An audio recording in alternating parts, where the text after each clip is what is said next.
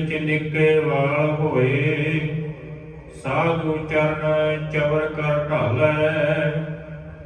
ਗੁਰ ਸਰ ਤੀਰਥ ਨਹਾਏ ਕੈ, ਹੰਝੂ ਭਰ ਭਰ ਪੈਰ ਖਾਲੈ। ਕਾਲੀ ਹੂੰ ਧੌਲੇ ਕਰੇ, ਚੱਲਣ ਜਾਣ ਨਿਸ਼ਾਨ ਸੰਭਾਲੈ। ਪੈਰੀ ਪੈ ਪਾ ਖਾਕ ਹੋਏ, ਪੂਰਾ ਸਤਿਗੁਰ ਨਦਰ ਨਿਹਾਲੈ। ਕਾਗ ਕੁਮੰਤਹੁ ਪਰਮਹੰਸ, ਉਜਲ ਮੋਤੀ ਖਾਏ ਖਵਾਲੈ। ਵਾਲਹੁ ਨਿੱਕੀ ਆਖੀਐ, ਗੁਰ ਸਿੱਖੀ ਸੁਣ ਗੁਰ ਸਿੱਖ ਪਾਣੈ। ਗੁਰ ਸਿੱਖ ਲੰਘੈ ਪਿਰਪ ਪਿਰਮ ਪਿਆਲੈ, ਗੁਰ ਸਿੱਖ ਲੰਘੈ ਪਿਰਮ ਪਿਆਲੈ। ਵਾਹਿਗੁਰੂ ਜੀ ਕਾ ਖਾਲਸਾ, ਵਾਹਿਗੁਰੂ ਜੀ ਕੀ ਫਤਿਹ। ਜੁਗੋ ਜੁਗ ਅਟਲ ਚਵਰ ਛਤਰ ਸਿੰਘਾਸਨ ਦੇ ਮਾਲਕ ਵਾਲੀਏ ਕੁਲ ਆਲਮ, ਰਾਜਾਨ ਰਾਜ ਭਾਨਾਨ ਭਾਨ, ਦੀਵਾਨ ਦੇਵ ਉਪਮਾ ਮਹਾਨ। ਐਸੇ ਦੀਨ ਦਇਆਲ ਸਤਿਗੁਰੂ ਧੰਨ ਧੰਨ ਸਾਹਿਬ ਗੁਰੂ ਗ੍ਰੰਥ ਸਾਹਿਬ ਮਹਾਰਾਜ ਸੱਚੇ ਪਾਤਸ਼ਾਹ ਜੀ ਦੀ ਪਾਵਨ ਮੁਬਾਰਕ ਗੋਦ ਦੇ ਅੰਦਰ ਅੰਮ੍ਰਿਤ ਵੇਲੇ ਤੋਂ ਸਜੇ ਹੋਏ ਦੀਵਾਨਾਂ ਦੇ ਅੰਦਰ ਹਾਜ਼ਰੀਆਂ ਭਰ ਰਹੇ ਭਾਗਾਂ ਵਾਲੇ ਸਤਸੰਗੀ ਜਨੋ ਸਾਹਿਬਾਂ ਦੀ ਦਇਆ ਦੇ ਨਾਲ ਸੰਧਿਆ ਵੇਲੇ ਮਾਲਕ ਜੀ ਦੀ ਪਾਵਨ ਬਾਣੀ ਦੇ ਕੀਰਤਨ ਦੇ ਨਾਲ ਗੁਰੂ ਪਿਆਰ ਵਾਲਿਆਂ ਪਾਸੋਂ ਸਾਂਝ ਬਣਾ ਰਹੇ ਸਾਂ। ਉਪਰੰਤ ਭਾਈ ਸਾਹਿਬ ਭਾਈ ਗੁਰਦਾਸ ਜੀ ਦੀਆਂ ਪਵਿੱਤਰ ਵਾਰਾਂ ਦੀ ਚੱਲ ਰਹੀ ਲੜੀਵਾਰ ਵਿਚਾਰ ਦੇ ਨਾਲ ਜੁੜਨ ਦਾ ਸੁਭਾਗ ਸਮਾਂ ਪ੍ਰਾਪਤ ਹੋਇਆ ਹੈ। ਇਸ ਲੜੀ ਦੇ ਤਹਿਤ ਪਿਛਲੇ ਦੀਵਾਨਾਂ ਦੇ ਅੰਦਰ ਚੌਥੀ ਵਾਰ ਦੀਆਂ 17 ਪੌੜੀਆਂ ਦੀ ਵਿਚਾਰ ਆਪ ਸੰਤਾਂ ਦੇ ਨਾਲ ਸਾਂਝ ਬਣਾਈ ਸੀ। ਅਗਲੇਰੀ 18 ਨੰਬਰ ਪੌੜੀ, ਜਿਸ ਦਾ ਪਾਠ ਆਪ ਜੀਆਂ ਨੇ ਸਤਿਕਾਰਯੋਗ ਭਾਈ ਸਾਹਿਬਾਂ ਪਾਸੋਂ ਸ਼੍ਰਵਣ ਕੀਤਾ ਹੈ। ਇਸ ਦੀ ਵਿਚਾਰ ਆਪ ਸੰਤਾਂ ਦੇ ਨਾਲ ਸਾਂਝੀ ਕਰਨੀ ਹੈ। ਆਓ ਵਿਚਾਰਾਂ ਦੀ ਅਰਥਤਾ ਤੋਂ ਪਹਿਲਾਂ ਗੁਰੂ ਚਰਨਾਂ ਦੇ ਅੰਦਰ ਹਾਜ਼ਰੀ ਲਵਾਈਏ। ਬੜੇ ਪਿਆਰ ਅਤੇ ਅਦਬ ਸਹਿਤ ਆਖੋ ਜੀ ਸਤਿਨਾਮ ਸ੍ਰੀ ਵਾਹਿਗੁਰੂ ਸਾਹਿਬ ਜੀ। ਸਤਿਨਾਮ ਵਾਹਿਗੁਰੂ ਸਾਹਿਬ ਜੀ। ਸਿਰ ਵਿੱਚ ਨਿੱਕੇ ਵਾਲ ਹੋਏ, ਸਾਧੂ ਚਰਨ ਚਵਰ ਕਰ ਢਾਲੈ। ਛੋਟੇ ਹੋਣ ਵਾਲ ਸਿਰ ਦੇ। ਭਾਈ ਗੁਰਦਾਸ ਜੀ ਕਹਿੰਦੇ ਜ਼ਰੂਰੀ ਨਹੀਂ ਹੈ ਕਿ ਜੇ ਇਸ ਸਿਰ ਦੇ ਵਾਲ ਝੜ ਕੇ ਡਿੱਗਦੇ ਨੇ ਤੇ ਇਹਨਾਂ ਦੀ ਕੋਈ ਹੁਕਤ ਨਹੀਂ ਹੈ। ਮੈਂ ਅਕਸਰ ਬੇਨਤੀ ਕਰਦਾ, ਵਸਤ ਕਿਹਦੇ ਕੋਲ ਹੈ, ਉਹਦੀ ਸਾਂਝ ਕਿਹਦੇ ਨਾਲ ਬਣ ਰਹੀ ਹੈ, ਮਸਲਾ ਇਸ ਗੱਲ ਦਾ ਹੈ। ਵਸਤ ਦੀ ਕੋਈ ਬਹੁਤੀ ਹੁਕਤ ਨਹੀਂ ਹੈ, ਪਰ ਕੌਣ ਵਰਤ ਰਿਹਾ ਹੈ, ਕਿਵੇਂ ਵਰਤ ਰਿਹਾ ਹੈ, ਮਸਲਾ ਇਸ ਗੱਲ ਦਾ ਹੈ। ਕੇਸ ਇਸ ਕਰਕੇ ਵੀ ਵਰਤੇ ਜਾਂਦੇ ਨੇ, ਇਹਦੇ ਚੌਰ ਬਣਾ ਕੇ ਸਿਆਣਿਆਂ ਦੇ ਉੱਤੇ ਝੁਲਾਏ ਜਾਂਦੇ ਨੇ, ਦਾਨਿਆਂ ਦੇ ਉੱਤੇ ਝੁਲਾਏ ਜਾਂਦੇ ਨੇ, ਤੇ ਇਸ ਕਰਕੇ ਵੀ ਵਰਤੇ ਜਾਂਦੇ ਨੇ। ਇਹਨਾਂ ਕੇਸਾਂ ਦੇ ਉਸ ਥਾਂ ਦੇ ਉੱਤੇ ਵਰਤੋਂ ਵੀ ਹੁੰਦੀ ਹੈ ਜਿੱਥੇ ਸਿਰਫ ਕਰਮ ਹੁੰਦੇ ਨੇ, ਮੰਦੇ ਕਰਮ ਹੁੰਦੇ ਨੇ, ਹਾਰ ਸ਼ਿੰਗਾਰ ਦੇ ਲਈ। ਮਸਲਾ ਇਹ ਵੀ ਹੈ ਕਿੱਥੇ ਨੇ। ਭਾਈ ਗੁਰਦਾਸ ਸਿੰਘ ਦੇ ਵਾਲ ਨਿੱਕੇ ਨੇ, ਪਰ ਜੇ ਤੂੰ ਕਿਤੇ ਇਹਨਾਂ ਨੂੰ ਗੁਰੂ ਦੇ ਲੇਖੇ ਲਾ ਦੇਵੇਂ ਫੇਰ ਚੰਗਾ ਹੋ ਜਾਏਗਾ। ਫਿਰ ਸੱਚਮੁੱਚ ਹੀ ਇਹ ਪ੍ਰਵਾਨ ਹੋ ਜਾਣਗੇ, ਕਿਸੇ ਅਰਥ ਕਿਸੇ ਲੇਖੇ ਲੱਗ ਜਾਣਗੇ। ਕੇਸਾਂ ਕਾ ਕਰ ਚਵਰ ਢੁਲਾਵਾ, ਚਰਨ ਧੂੜ ਮੁਖ ਲਾਈ। ਹੁਣ ਕਿਹੜੇ ਚਰਨਾਂ ਦੇ ਉੱਤੇ ਕਿਹੜੇ ਕੇਸਾਂ ਨੂੰ ਚਲਾਉਣਾ ਹੈ? ਮਸਲਾ ਤੇ ਵੀ ਹੈ ਨਾ, ਕੱਲੀ ਬਾਹਰ ਦੀ ਗੱਲ ਤੇ ਨਹੀਂ ਹੈ।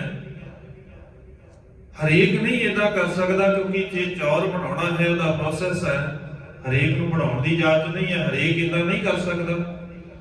ਹਾਂ, ਇੱਥੇ ਜੋੜਨ ਵਾਲਿਆਂ ਨੇ ਜੋੜਿਆ ਬੜਾ ਕੁਝ ਹੈ, ਕਹਿਣ ਵਾਲਿਆਂ ਨੇ ਕਿਹਾ ਬੜਾ ਕੁਝ ਹੈ ਇੱਥੇ, ਪਰ ਸਤਿਗੁਰੂ ਕਹਿੰਦੇ ਇਹ ਅਸਲ ਦੇ ਵਿੱਚ ਮਾਲਕ ਨੇ ਹਮੇਸ਼ਾ ਹੀ ਸਾਨੂੰ ਦ੍ਰਿਸ਼ਟਾਂਤ ਦੇ ਕਰਕੇ, ਅਸਲ 'ਚ ਭਾਵ ਕੁਝ ਹੋਰ ਹੁੰਦਾ ਹੈ, ਸ਼ਬਦਾਵਲੀ ਕੁਝ ਹੋਰ ਹੁੰਦੀ ਹੈ।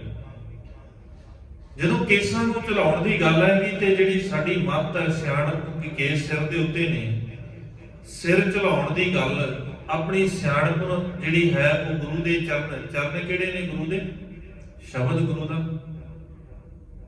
ਇਹਨਾਂ ਸ਼ਬਦਾਂ ਨੂੰ ਆਪਣੀ ਸੁਰਤ ਦੇ ਅੰਦਰ ਵਸਾ ਲੈਣਾ, ਆਪਣੀ ਮੱਤ ਨੂੰ ਸ਼ਬਦ ਦੇ ਅਧੀਨ ਕਰ ਲੈਣਾ, ਇਹੀ ਅਸਲ ਦੇ ਵਿੱਚ ਕੇਸਾਂ ਦਾ ਚੌਰ ਢਲਾਉਣਾ ਹੈ ਚਰਨਾਂ ਦੇ ਉੱਤੇ। ਉਹ ਨਹੀਂ ਆ ਵੀ ਕਿਸੇ ਦੇ ਕੋਲ ਗਏ, ਕੇਸ ਫੜੇ ਤੇ ਫੇਰ ਦਿੱਤੇ ਪੈਰਾਂ ਦੇ ਉੱਤੇ ਤੇ ਇਸ ਕਰਕੇ ਰੱਖੇ ਨੇ। ਜਿਹੜਾ ਮਾਲਕ ਕਹਿੰਦਾ ਹੋਵੇ ਕੇਸ ਇੰਨੇ ਕੁ ਕੀਮਤੀ ਨੇ ਤੇ ਸਾਰਿਆਂ ਤੋਂ ਸ੍ਰੇਸ਼ਟ ਹੈ, ਗੁਰੂ ਦੇ ਹੁਕਮ ਦੇ ਵਿੱਚ, ਉਸ ਅਕਾਲ ਪੁਰਖ ਵਾਹਿਗੁਰੂ ਦੇ ਭਾਣੇ ਦੇ ਵਿੱਚ ਚੱਲਣ ਦੀ ਪਹਿਲੀ ਨਿਸ਼ਾਨੀ ਇਹ ਹੈ। ਔਰ ਉਹ ਕੇਸ ਕਿਸੇ ਦੇ ਪੈਰਾਂ ਦੇ ਉੱਤੇ ਇਦਾਂ ਨਹੀਂ ਰਗੜੇ ਜਾ ਸਕਦੇ।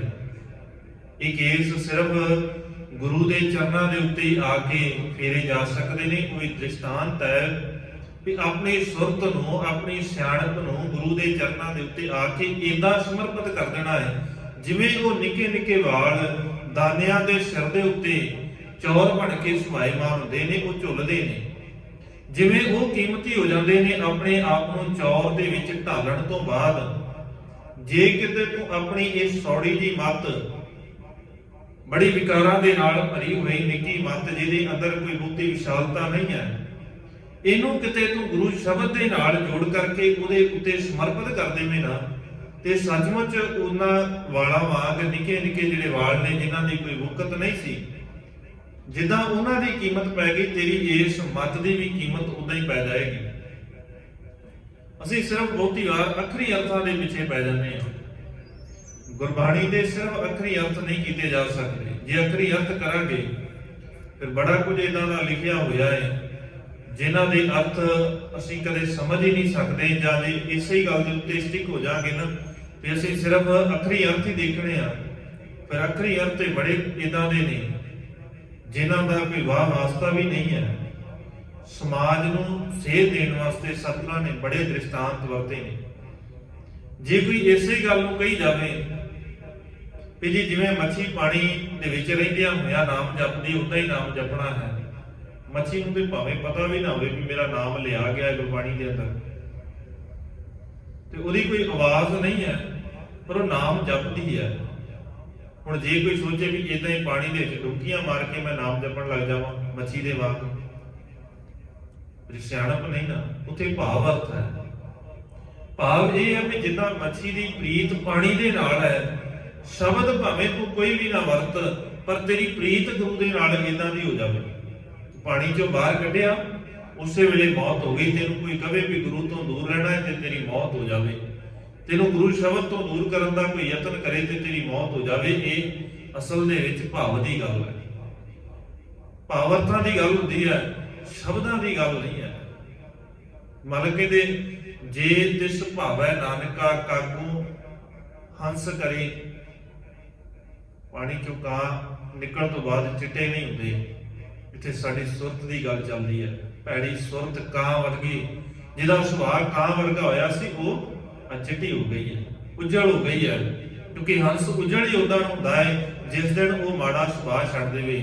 ਜਿਹੜਾ ਕਦੇ ਕਾਂ ਵਰਗੇ ਸੁਭਾਅ, ਕਾਂ ਆਪਣੇ ਆਪ 'ਚ ਸੰਪੂਰਨ ਹੈ, ਉਹਦੇ 'ਚ ਕੋਈ ਕਮੀ ਨਹੀਂ ਹੈ। ਜਿੱਦਾਂ ਦਾ ਪ੍ਰਮਾਤਮਾ ਨੇ, ਰੱਬ ਜੀ ਨੇ ਉਹਨੂੰ ਬਣਾਇਆ, ਉਹ ਆਪਣੇ ਆਪ 'ਚ ਸੰਪੂਰਨ ਹੈ, ਕਿਉਂਕਿ ਗੁਰੂ ਨੇ ਉਹਨੂੰ, ਅਕਾਲ ਪੁਰਖ ਵਾਹਿਗੁਰੂ ਨੇ ਬਣਾਇਆ ਹੀ ਉਦਾਂ ਦਾ ਹੈ।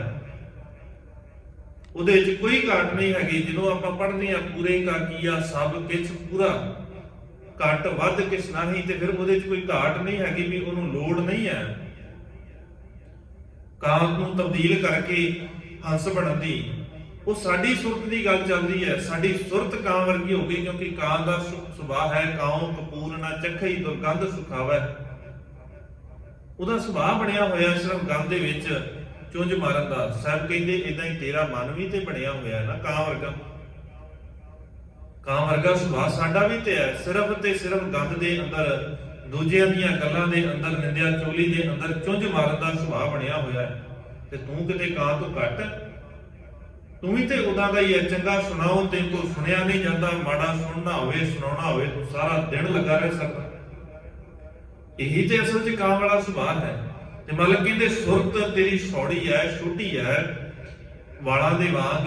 ਜੇ ਤੂੰ ਗੁਰੂ ਸ਼ਬਦ ਦੇ ਉੱਤੇ, ਉਸ ਚਰਨ ਦੇ ਵਿੱਚ, ਗੁਰੂ ਦੇ ਚਰਨ ਜਿਹੜੇ ਨੇ, ਗੁਰੂ ਦਾ ਸ਼ਬਦ, ਤੂੰ ਉਹਨਾਂ ਦੇ ਉੱਤੋਂ ਇਹ ਵਾਰ ਦੇਵੇਂ, ਉਦਾਂ ਹੀ ਝੁਲਾ ਦੇਵੇਂ ਨਾ, ਸਮਰਪਣ ਕਰ ਦੇਵੇਂ ਗੁਰੂ ਦੇ ਅੱਗੇ ਆ ਕੇ। ਤੇਰੀ ਮੱਤ ਦੀ, ਤੇਰੀ ਸਿਆਣਪ ਦੀ, ਤੇਰੀ ਇਹ ਸੁਰਤ ਦੀ ਵਕਤ ਸੰਸਾਰ ਦੇ ਅੰਦਰ ਪੈ ਸਕਦੀ ਹੈ। ਗੁਰ ਸਰ ਤੀਰਥ ਨਾਇਕੈ, ਹੰਝੂ ਭਰ ਭਰ ਪੈਰ ਖਾਲੈ। ਗੁਰ ਸਰ ਤੀਰਥ ਨਾਇਕ ਹੈ। ਗੁਰ ਸਰ ਤੀਰਥ ਦਾ ਭਾਵ ਇਹ ਨਹੀਂ ਸੀ ਕਿਤੇ ਕਿਸੇ ਸਰੋਵਰ ਦੇ ਵਿੱਚ ਨਾ ਕਰਕੇ ਗੁਰੂ ਦੇ ਚਰਨਾਂ ਨੂੰ ਪਖਾਲੇ। ਸਰੋਵਰ ਇਸ ਕਰਕੇ ਸਤਿਗੁਰਾਂ ਨੇ ਬਣਾਏ ਸੀ। ਸਾਹਿਬ ਨੇ ਸਾਡੇ ਸਰੀਰ ਦੇ ਅੰਦਰ ਤੇ ਮਨ ਦੇ ਅੰਦਰ ਦਾ ਇੱਕ ਵਿਕਾਰ ਸਾਰਿਆਂ ਤੋਂ ਵੱਡਾ ਸੀ, ਉਹ ਸੀ ਉੱਚੀ ਨੀਚੀ ਜਾਤ ਦਾ ਭੇਦ ਭਾਵ। ਤੇ ਮਾਲਕ ਕਹਿੰਦੇ ਸਨ, ਲੋਕਾਂ ਨੇ ਇਹ ਦਾਅਵੇ ਕੀਤੇ ਸੀ ਵੀ ਜਿਹੜਾ ਇਸ ਸਰੋਵਰ ਤੇ ਨਹਾਏਗਾ ਉਹ ਇੱਥੇ ਨਹਾਉਣ ਵਾਲਾ ਸਿਰਫ ਉੱਚੀ ਜਾਤੀ ਦਾ ਹੋ ਸਕਦਾ ਹੈ, ਨੀਵੀਂ ਜਾਤ ਵਾਲੇ ਇੱਥੇ ਨਹੀਂ ਆ ਸਕਦੇ। ਇਹ ਵਿਤਕਰਾ ਸੀ। ਦੂਜੀ ਗੱਲ, ਸ਼ਹਿਰ ਨੂੰ ਪਾਣੀ ਦੀ ਲੋੜ ਸੀ। ਸਾਹਿਬ ਨੇ ਸਾਰਿਆਂ ਤੋਂ ਪਹਿਲਾਂ ਇਹੀ ਪ੍ਰਬੰਧ ਕੀਤਾ ਵੀ ਇੱਕੋ ਥਾਂ ਤੋਂ ਪਾਣੀ ਪੀਓਗੇ, ਇੱਕੋ ਥਾਂ ਤੇ ਨਹਾਓਗੇ। ਜੇ ਸਿੱਖ ਬਣਨਾ ਹੈ ਤੇ ਪਹਿਲੀ ਸ਼ਰਤ ਇਹ ਹੈ, ਊਚ ਨੀਚ ਦਾ ਭੇਦ ਭਾਵ ਛੱਡ ਕੇ ਆਵੀਂ ਸਿੱਖਾਂ। ਅਜੇ ਵੀ ਲਈ ਫਿਰਦੇ ਆ, ਜਿੰਨੇ ਮਰਜ਼ੀ ਸਰੋਵਰਾਂ ਇਸ਼ਨਾਨ ਕਰ ਲਈਏ, ਜੇ ਸਰੀਰ ਮਨ ਸਾਫ਼ ਨਹੀਂ ਹੋਇਆ, ਮਨ ਦੇ ਅੰਦਰ ਦੀ ਉਹ ਭਾਵਨਾ ਹੀ ਨਹੀਂ ਬਦਲੀ, ਜਿੰਨਾ ਮਰਜ਼ੀ ਕਹਿ ਦਈਏ ਵੀ ਆ ਫਲਾਣਾ ਸਰੋਵਰ ਪਵਿੱਤਰ ਹੈ, ਸਰੋਵਰ ਪਵਿੱਤਰ ਨਹੀਂ ਹੈ, ਬਾਣੀ ਪਵਿੱਤਰ ਹੈ। ਤੇ ਬਾਣੀ ਦੇ ਕਰਕੇ ਜਿਸ ਦਿਨ ਉਹਦੀ ਵਿਚਾਰਧਾਰਾ ਜਿਹੜੀ ਸਰੋਵਰ ਦੀ ਹੈ ਨਾ, ਉਹ ਪਵਿੱਤਰ ਹੈ। ਸਰੋਵਰ ਦੀ ਵਿਚਾਰਧਾਰਾ ਪਵਿੱਤਰ ਹੈ। ਜਿਸ ਦਿਨ ਉਸ ਵਿਚਾਰਧਾਰਾ ਨੂੰ ਅਪਣਾ ਲਿਆ, ਉਸੇ ਦਿਨ ਸਾਡਾ ਹਿਰਦਾ ਸਪਸ਼ਟ ਸਾਫ਼ ਸਿੱਧਾ ਹੋ ਜਾਏਗਾ, ਜਿਹਦੇ ਵਿੱਚ ਅਜੇ ਬੜੇ ਵਿੰਗ ਨੇ। ਸਭ ਕਹਿੰਦੇ ਜੇ ਤੂੰ ਉੱਥੇ ਸੱਚਮੁੱਚ ਇਸ਼ਨਾਨ ਕਰਨ ਡਿਆ ਨਾ, ਤੇ ਜੇ ਮਾਲਕ ਨੇ ਇਹ ਨਹੀਂ ਸੀ ਕਿਹਾ, ਅਸੀਂ ਅੱਜ ਨਾ ਹਰੇਕ ਚੀਜ਼ ਨੂੰ ਆਪਣੀ ਮਰਜ਼ੀ ਦੇ ਅਨੁਸਾਰ ਹੀ ਢਾਲ ਲਿਆ। ਜੇ ਸਭ ਕਹਿੰਦੇ ਸਨ ਪਹਿਲੇ ਪੰਗਤ ਪਾਛੇ ਸੰਗਤ, ਸਾਨੂੰ ਇਦਾਂ ਲੱਗਾ ਵੀ ਗੁਰੂ ਘਰ ਜਾ ਕੇ ਲੰਗਰ ਖਾਣਾ ਬੜਾ ਜ਼ਰੂਰੀ ਹੈ, ਬਿਨਾਂ ਲੰਗਰ ਤੋਂ ਕੰਮ ਨਹੀਂ ਚੱਲਦਾ। ਉੱਥੇ ਲੰਗਰ ਦੀ ਗੱਲ ਨਹੀਂ ਸੀ, ਉੱਥੇ ਗੱਲ ਇਹ ਸੀ ਵੀ ਇੱਕ ਕਹਿੰਦਾ ਸੀ ਮੈਂ ਦੂਜੇ ਦੇ ਬਰਾਬਰ ਨਹੀਂ ਬਹਿਣਾ, ਸਾਹਿਬ ਕਹਿੰਦੇ ਬਰਾਬਰ ਬੈਠ ਫਿਰ ਮੇਰੇ ਤੱਕ ਪਹੁੰਚੇਗਾ। ਉੱਥੇ ਸਿਧਾਂਤ ਸੀ। ਅਸੀਂ ਸਿਰਫ ਤੇ ਸਿਰਫ ਸ਼ਬਦਾਵਲੀ ਦੇ ਵਿੱਚ ਉਲਝ ਕੇ ਰਹਿ ਗਏ। ਇੱਥੇ ਗੁਰਸਾਗਰ, ਗੁਰਸਰ ਤੀਰਥ ਹੈ ਕਿਹੜਾ? ਮਾਲਕ ਨੇ ਤੀਰਥ ਨਹਾਵਣ ਜਾਓ, ਤੀਰਥ ਨਾਮ ਹੈ, ਤੀਰਥ ਸ਼ਬਦ ਵਿਚਾਰ, ਅੰਤਰ ਗਿਆਨ ਹੈ।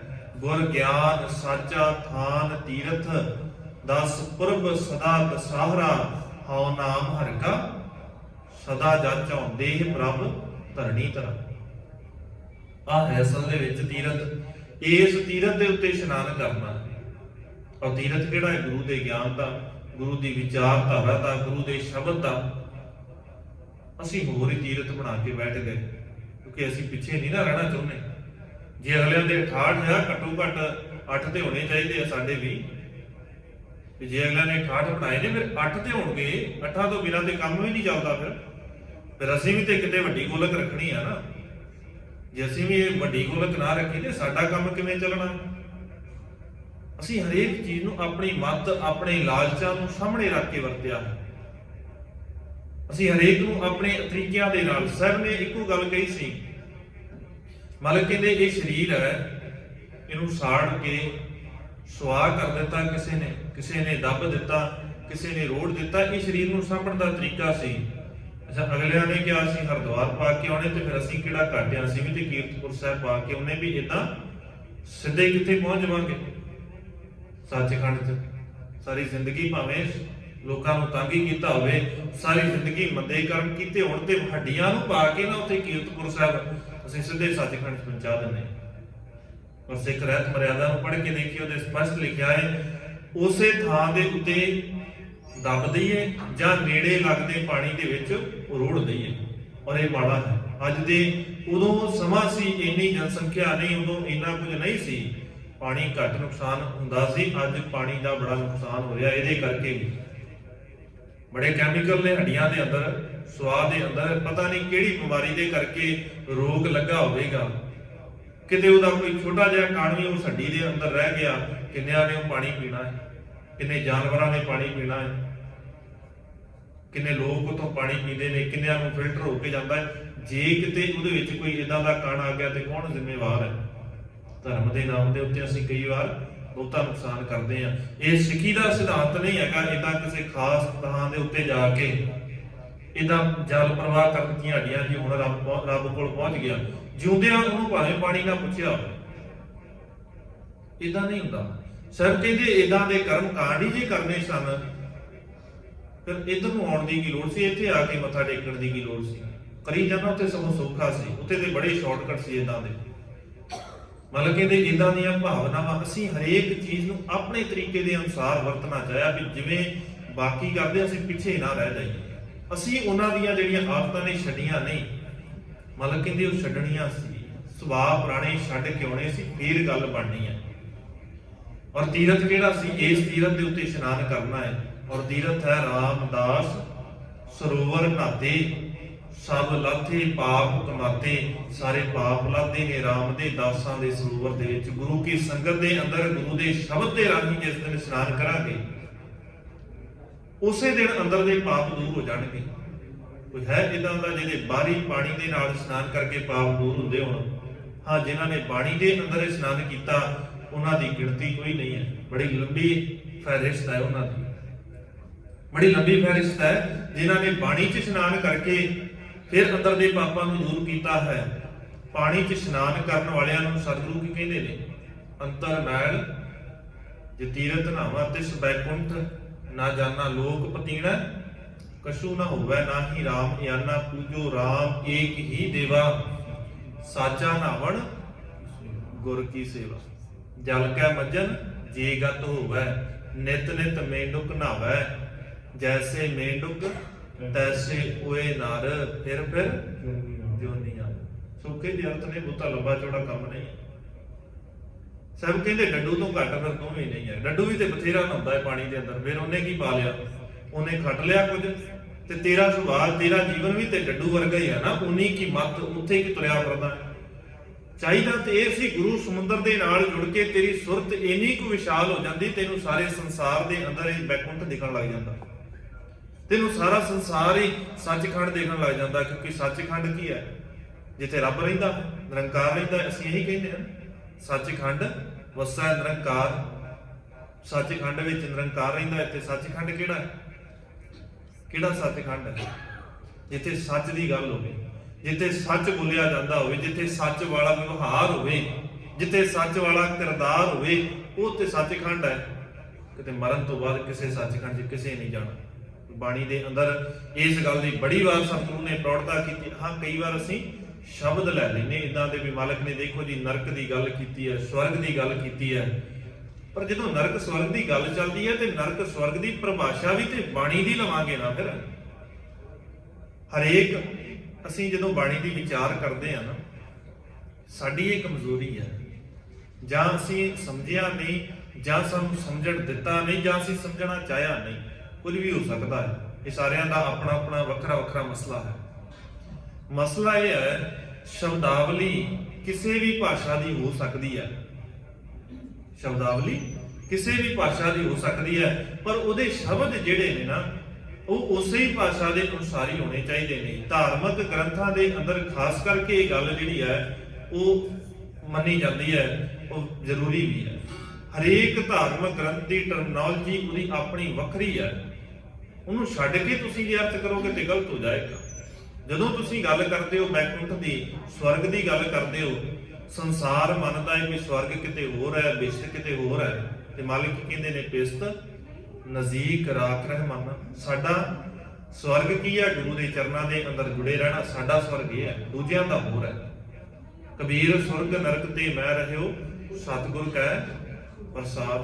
ਗੁਰੂ ਦੀ ਕਿਰਪਾ ਦੇ ਨਾਲ ਉਹ ਜਿਹੜਾ ਸਵਰਗ ਤੇ ਨਰਕ ਤੁਸੀਂ ਮੰਨ ਕੇ ਬੈਠੇ ਹੋ ਉਹ ਛੱਡ ਦਿੱਤਾ ਹੈ। ਉਹਦੇ ਨਾਲ ਸਾਡਾ ਕੋਈ ਵਾਸਤਾ ਨਹੀਂ ਹੈ। ਸਾਡਾ ਵਾਸਤਾ ਕਿ ਸਵਰਗ ਦੇ ਨਾਲ ਇਸਤ ਨਜ਼ਦੀਕ ਰਾਖ ਰਹਿਮਾਨਾ। ਤੇਰੇ ਨੇੜੇ ਆ ਤੇ ਸਵਰਗ ਹੈ, ਤੇਰੇ ਤੋਂ ਦੂਰ ਚਲ ਗਏ ਤੇਰੀ ਵਿਚਾਰਧਾਰਾ ਤੋਂ, ਇਹੀ ਤੇ ਨਰਕ ਹੈ।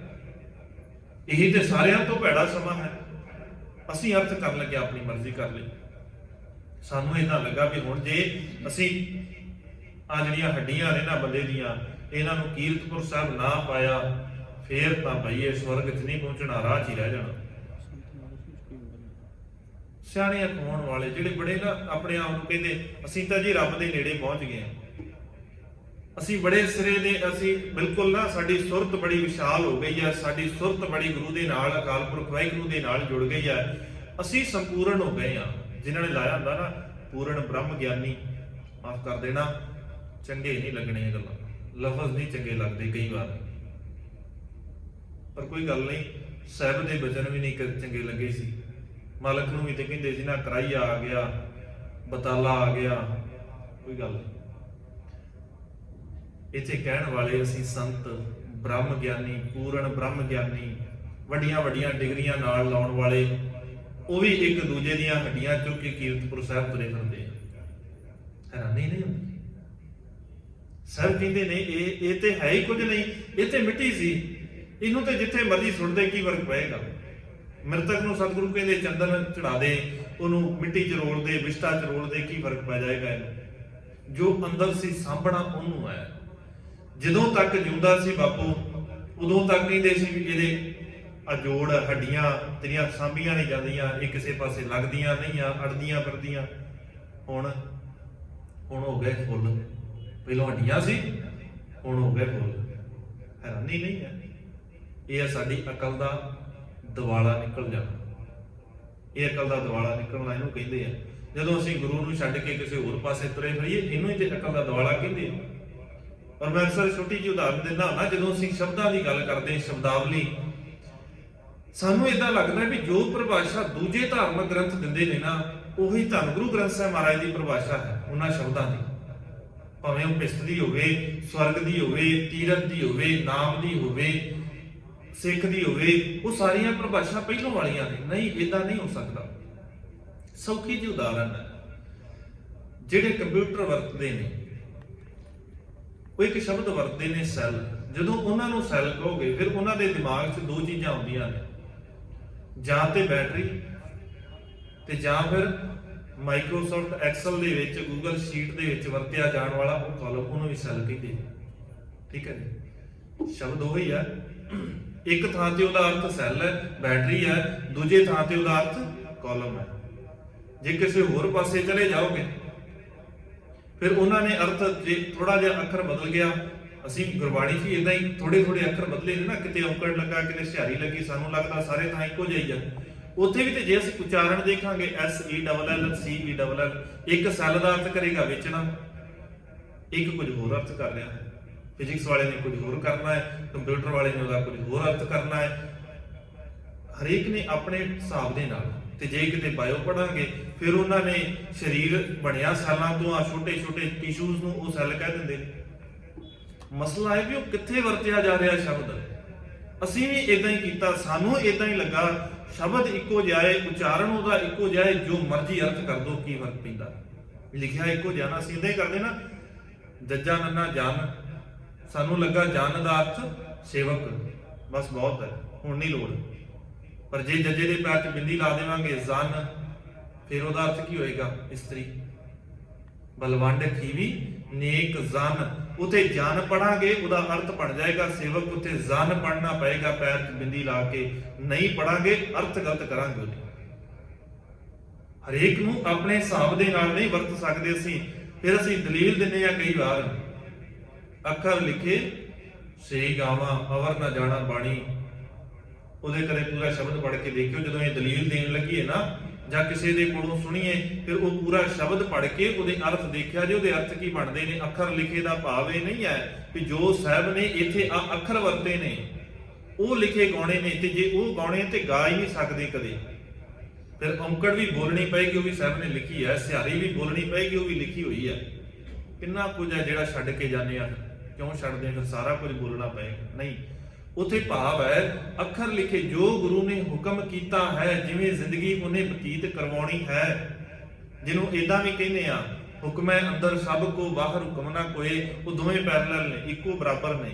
ਉੱਥੇ ਕੀ ਅਰਥ ਨੇ ਦੋਵਾਂ ਦੇ? ਸਾਨੂੰ ਇਦਾਂ ਲੱਗਦਾ ਵੀ ਅਸੀਂ ਇਦਾਂ ਹੀ ਅਰਥ ਕਰ ਜਾਣੇ ਆ ਹਰੇਕ ਚੀਜ਼ ਦੇ। ਜੇ ਤੀਰਥ ਦੀ ਗੱਲ ਆ ਗਈ ਤੇ ਪਾਣੀ ਵਾਲੇ ਤੀਰਥ ਦੀ ਗੱਲ, ਤੇ ਪਾਣੀ ਵਾਲੇ ਤੀਰਥ ਦੀ ਗੱਲ ਨਹੀਂ ਚੱਲਦੀ ਇੱਥੇ। ਬਾਣੀ ਦੇ ਤੀਰਥ ਦੇ ਅੰਦਰ ਜਿਸ ਦਿਨ ਇਸ਼ਨਾਨ ਕਰ ਲਵਾਂਗੇ, ਭਾਈ ਗੁਰਦਾਸ ਜੀ ਕਹਿੰਦੇ ਉਦਣ ਇਹ ਸੁਭਾਅ ਬਣ ਜਾਵੇ ਉਹ ਗੁਰੂ ਕੇ ਪਿਆਰੇ ਦਾ। ਗੁਰਸਰ ਤੀਰਥ ਨਹਾਏ ਕੈ ਹੰਝੂ ਭਰ ਭਰ, ਅੱਖਾਂ ਦੇ ਅੰਦਰ ਹੰਝੂ ਭਰ ਕੇ ਗੁਰੂ ਦੇ ਚਰਨਾਂ ਨੂੰ ਪਖਾਲੇ, ਧੋਵੇ। ਇਹਨਾਂ ਕੋ ਅੱਖਾਂ ਚੋਂ ਪਾਣੀ ਨਿਕਲੇ ਵੀ ਪੈਰ ਧੋ ਦੇਵੇ। ਹੁਣ ਇਹਨਾਂ ਕਦੇ ਪਾਣੀ ਨਿਕਲ ਸਕਦਾ ਕਿਸੇ ਦੀਆਂ ਅੱਖਾਂ ਚੋਂ?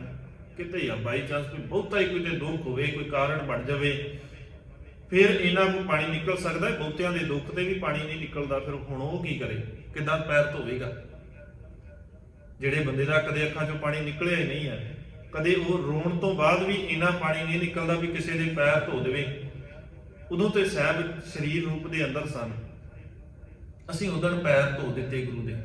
ਮੰਨ ਲਈਏ ਵੀ ਕਲਗੀਧਰ ਪਾਤਸ਼ਾਹ ਦੇ ਕੋਲ ਸਿੱਖ ਆਉਂਦੇ ਹੋਣਗੇ, ਬੜੇ ਲੰਮੇ ਸਮੇਂ ਬਾਅਦ ਮਿਲੇ, ਬੜਾ ਵਿਜੋਗ ਮਨ ਦੇ ਅੰਦਰ ਉੱਠਿਆ। ਹੈਗੇ ਸਨ ਏਦਾਂ ਦੇ ਗੁਰੂ ਕੇ ਪਿਆਰੇ, ਉੱਠਦਾ ਸੀ, ਉਹਨਾਂ ਦੇ ਅੱਖਾਂ ਦੇ ਵਿੱਚੋਂ ਪਾਣੀ ਨਿਕਲਦਾ ਸੀ। ਠੀਕ ਹੈ, ਗੁਰੂ ਦੇ ਚਰਨਾਂ ਦੇ ਉੱਤੇ, ਕਲਗੀਧਰ ਸਵਾਮੀ ਦੇ ਚਰਨਾਂ ਦੇ ਉੱਤੇ ਉਹ ਹੰਝੂ ਡਿੱਗਦੇ ਹੋਣਗੇ, ਪੈਰ ਧੋ ਦਿੱਤੇ। ਅੱਜ ਕੀ ਕਰਾਂਗੇ? ਅੱਜ ਕਿਵੇਂ ਧੋਵਾਂਗੇ? ਫਿਰ ਭਾਈ ਗੁਰਦਾਸ ਜੀ ਕੀ ਗਲਤ ਕਹਿੰਦੇ ਨੇ? ਨਹੀਂ, ਇੱਥੇ ਉਨਾ ਹੀ ਸੱਚ ਹੈ ਜਿੰਨਾ ਉਦੋਂ ਸੱਚ ਸੀ ਨਾ, ਜਦੋਂ ਭਾਈ ਗੁਰਦਾਸ ਜੀ ਨੇ ਲਿਖਿਆ ਸੀ, ਅੱਜ ਵੀ ਉਨਾ ਹੀ ਸੱਚ ਹੈ, ਆਉਣ ਵਾਲੇ ਸਮੇਂ 'ਚ ਵੀ ਉਨਾ ਹੀ ਸੱਚ ਰਹੇਗਾ। ਗੁਰੂ ਦੇ ਚਰਨ ਅੱਜ ਵੀ ਉਦਾਂ ਹੀ ਹੰਝੂਆਂ ਦੇ ਨਾਲ ਧੋਣੇ ਪੈਣਗੇ ਜੇ ਸੱਚਮੁੱਚ ਗੁਰੂ ਕੇ ਸਿੱਖ ਬਣਨਾ ਹੈ। ਪਰ ਹੰਝੂ ਕਿਹੜੇ ਹੋਣ? ਹੰਝੂ ਅੱਖਾਂ ਦੇ ਨਹੀਂ, ਹਿਰਦੇ ਦੇ ਅੰਦਰੋਂ ਗੁਰੂ ਦੇ ਸ਼ਬਦ ਰੂਪ ਚਰਨਾਂ ਦੇ ਨਾਲ ਜੁੜਨਾ ਹੈ।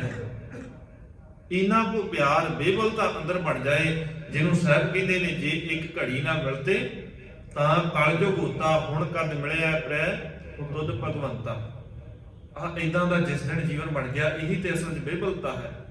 ਇਹਨੂੰ ਤੇ ਸਾਹਿਬ ਕਹਿੰਦੇ ਨੇ ਬਿਰਹਾ ਬਿਰਹਾ ਆਖੀਐ, ਬਿਰਹਾ ਤੂੰ ਸੁਲਤਾਨ, ਜਿਤ ਤਨ ਬਿਰਹੋ ਨਾ ਉਪਜੈ, ਸੋ ਤਨ ਜਾਣ ਮਸਾਨ। ਇਹਨਾਂ ਬਿਰਹਾ ਪੈਦਾ ਹੋ ਜਾਏ, ਚਾਹਨਾ ਇੰਨੀ ਕੁ ਮਨ ਦੇ ਅੰਦਰ ਪੈਦਾ ਹੋ ਜਾਏ ਵੀ ਮਨ ਕਰੇ ਵੀ ਹੁਣ ਜੇ ਸਤਿਗੁਰੂ ਤੇਰੀ ਵਿਚਾਰਧਾਰਾ ਤੋਂ ਦੂਰ ਹੋ ਗਿਆ, ਇਸ ਤੋਂ ਵੱਡਾ ਵਿਜੋਗ ਹੀ ਕੋਈ ਨਹੀਂ ਹੈ।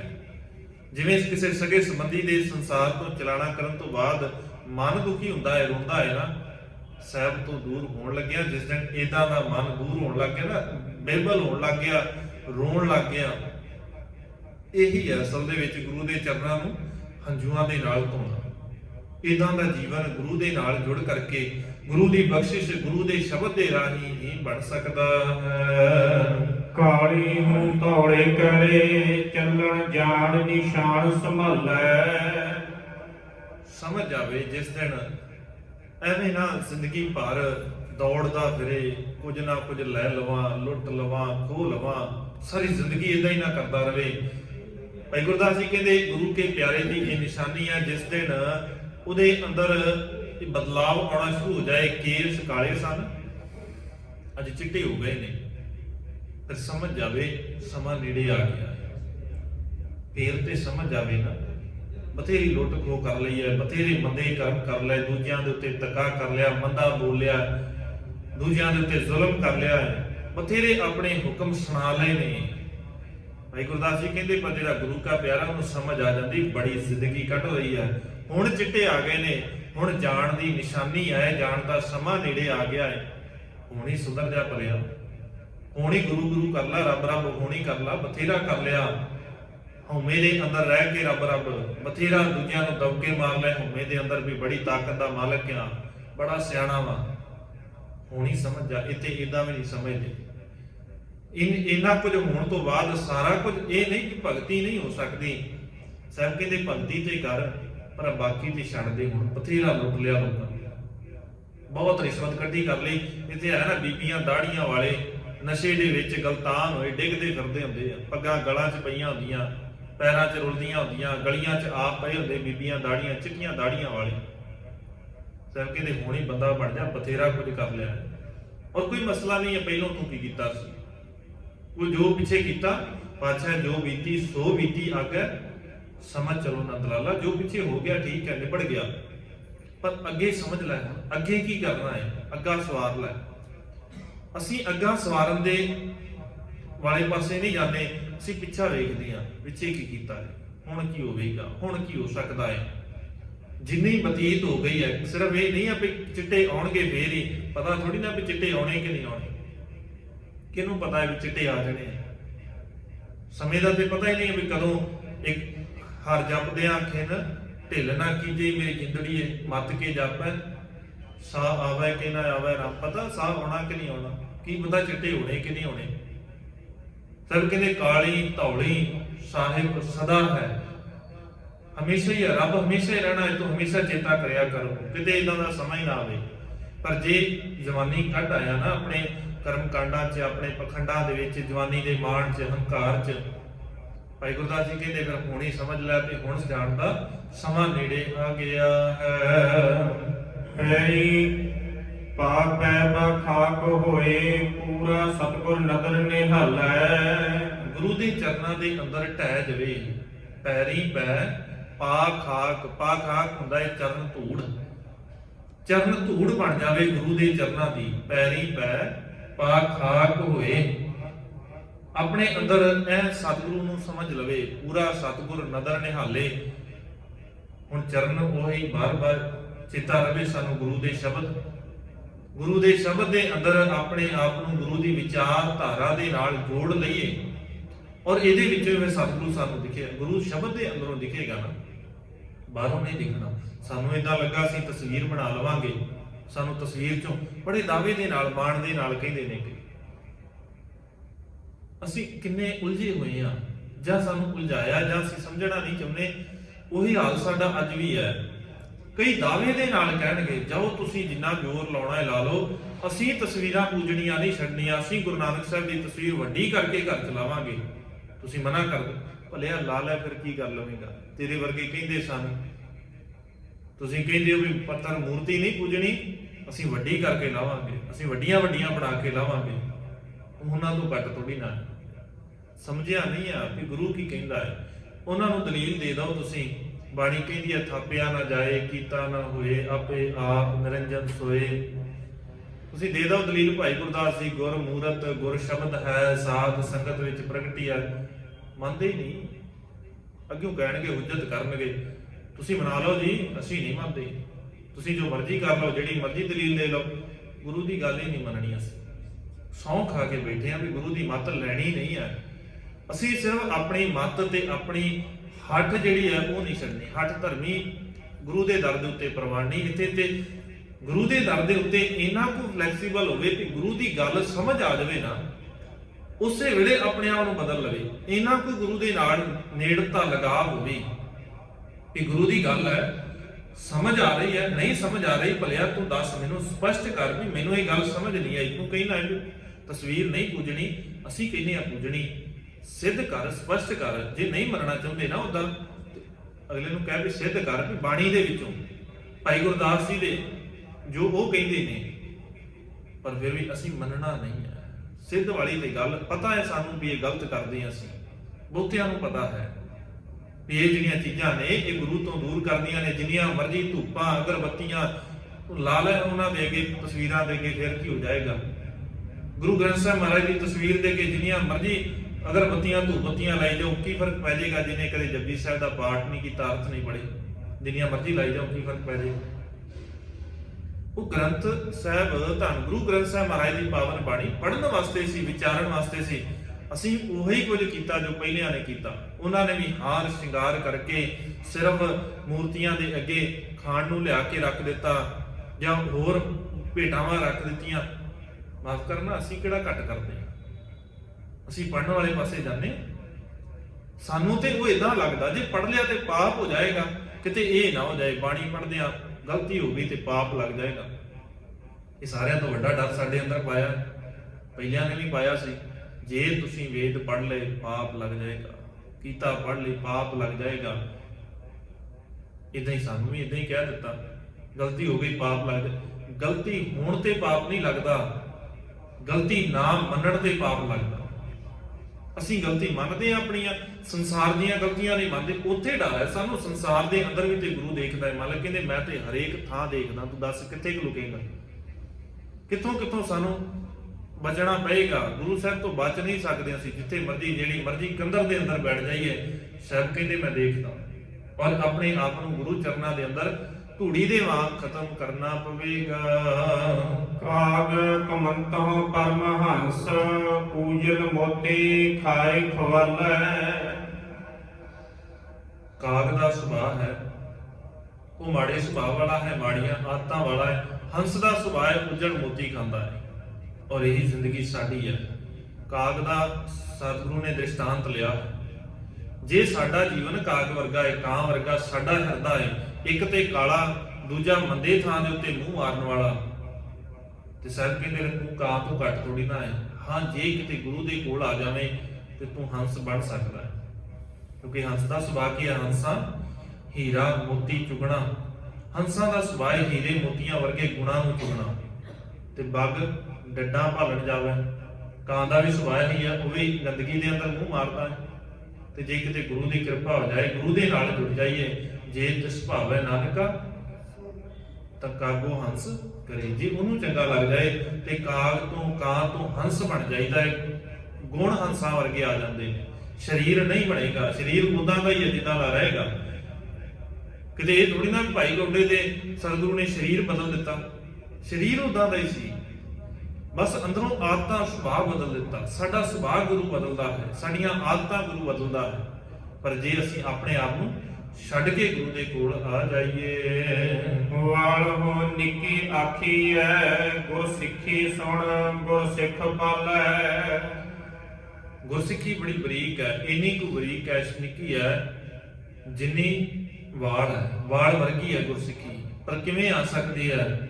ਗੁਰਸਿੱਖੀ ਸੁਣ, ਗੁਰੂ ਦੀ ਸਿੱਖਿਆ ਨੂੰ ਸੁਣ ਕੇ ਗੁਰਸਿੱਖ ਪਾਲੈ। ਗੁਰੂ ਦੀ ਸਿੱਖਿਆ ਨੂੰ ਸੁਣ ਕੇ ਗੁਰੂ ਦਾ ਸਿੱਖ ਉਸ ਸਿੱਖਿਆ ਦੇ ਉੱਤੇ ਤੁਰਦਾ ਹੋਵੇ। ਆਹ ਹੈ ਗੁਰਸਿੱਖੀ। ਐਵੇਂ ਨਹੀਂ ਲਿਖਾਉਣ ਦੇ ਨਾਲ ਨਹੀਂ। ਕੱਲ ਵੀ ਬੇਨਤੀ ਕੀਤੀ ਸੀ, ਕਾਗਜ਼ੀ ਦਫ਼ਤਰਾਂ ਦੇ ਵਿੱਚ ਲਿਖਿਆ ਗਿਆ ਨਾ ਵੀ ਫਲਾਣਾ ਸਿੱਖ ਹੈ, ਤੇ ਇਦਾਂ ਸਿੱਖ ਨਹੀਂ ਬਣ ਸਕਦੇ। ਗੁਰੂ ਦੇ ਦਫ਼ਤਰ ਦੇ ਅੰਦਰ ਜਦੋਂ ਤੱਕ ਨਹੀਂ ਲਿਖਾਉਂਦੇ, ਗੁਰੂ ਦੇ ਦਫ਼ਤਰ ਦੇ ਅੰਦਰ ਲਿਖਾਉਣ ਦਾ ਇੱਕੋ ਹੀ ਇੱਕ ਤਰੀਕਾ ਹੈ, ਉਹ ਹੈ ਸੋ ਸਿੱਖ ਸਖਾ ਬੰਦਪ ਹੈ ਭਾਈ। ਜੇ ਗੁਰ ਕੈ ਭਾਣੇ ਵਿੱਚ ਆਵੇ, ਗੁਰੂ ਦੇ ਭਾਣੇ 'ਚ ਆ ਜਾਵਾਂਗੇ ਫੇਰ ਤਾਂ ਸਿੱਖ ਹਾਂ। ਜੇ ਗੁਰੂ ਦੇ ਹੁਕਮ ਤੋਂ ਬਾਹਰੇ ਤੁਰਦੇ ਆ ਫਿਰ ਦਾਅਵੇ ਕੀਤਿਆਂ ਸਿੱਖ ਨਹੀਂ ਬਣ ਸਕਦੇ। ਗੁਰ ਸਿੱਖ ਲੰਘੈ ਪਿਰਮ ਪਿਆਲੈ। ਜਦੋਂ ਤੱਕ ਪਿਰਮ ਪਿਆਲਾ, ਗੁਰੂ ਦੇ ਪ੍ਰੇਮ ਦਾ ਪਿਆਲਾ ਨਹੀਂ ਪੀਂਦੇ, ਅੰਮ੍ਰਿਤ ਬਾਣੀ ਦਾ ਪਿਆਲਾ ਨਹੀਂ ਪੀਂਦੇ, ਉਦੋਂ ਤੱਕ ਇਹ ਭਵਜਲ ਤੋਂ, ਇਹ ਵਿਕਾਰਾਂ ਦੇ ਸਮੁੰਦਰ ਤੋਂ ਪਾਰ ਨਹੀਂ ਲੰਘ ਸਕਦੇ। ਪਾਰ ਲੰਘਣ ਦਾ ਇਹੀ ਇੱਕ ਤਰੀਕਾ ਹੈ, ਉਹ ਹੈ ਕਿਉਂ ਤਰੀਐ ਵਿਖਿਆ ਸੰਸਾਰ ਸਤਿਗੁਰ ਬੋਹਿਤ ਪਾਵੈ ਪਾਰ। ਸਤਿਗੁਰੂ ਰੂਪ ਬੋਹਿਤ ਦੇ ਉੱਤੇ ਜਦੋਂ ਤੱਕ ਨਹੀਂ ਚੜ੍ਹਦੇ, ਇਸ ਭਵਜਲ ਦੇ ਵਿੱਚੋਂ ਤਰ ਨਹੀਂ ਸਕਦੇ। ਇਸ ਜ਼ਹਿਰ ਨੂੰ ਖਤਮ ਕਰਨ ਦਾ ਇੱਕੋ ਹੀ ਇੱਕ ਤਰੀਕਾ ਹੈ, ਉਹ ਗੁਰੂ ਦੀ ਬਾਣੀ ਅੰਮ੍ਰਿਤ ਰੂਪ। ਜਿਸ ਦਿਨ ਅਸੀਂ ਅੰਦਰ ਆਪਣੇ ਧਾਰਨ ਕਰ ਲਵਾਂਗੇ, ਜ਼ਹਿਰ ਉਸੇ ਦਿਨ ਖਤਮ ਹੋ ਜਾਵੇਗੀ। ਸਤਿਗੁਰੂ ਰਹਿਮਤ ਕਰਨ, ਸਾਨੂੰ ਜੀਵਨ ਜਾਚ ਬਖਸ਼ ਦੇਣ। ਆਪਣੇ ਅਕੀਦੇ ਸਿਧਾਂਤ ਬਾਣੀ ਦੇ ਅਨੁਸਾਰ ਵਿਚਾਰਾਂ ਕਰਦਿਆਂ ਹੋਈਆਂ ਬੇਅੰਤ ਭੁੱਲਾਂ ਦੀ ਖਿਮਾ। ਬੁਲਾਓ ਜੀ ਫਤਿਹ, ਆਖੋ ਜੀ ਵਾਹਿਗੁਰੂ ਜੀ ਕਾ ਖਾਲਸਾ, ਵਾਹਿਗੁਰੂ ਜੀ ਕੀ ਫਤਿਹ।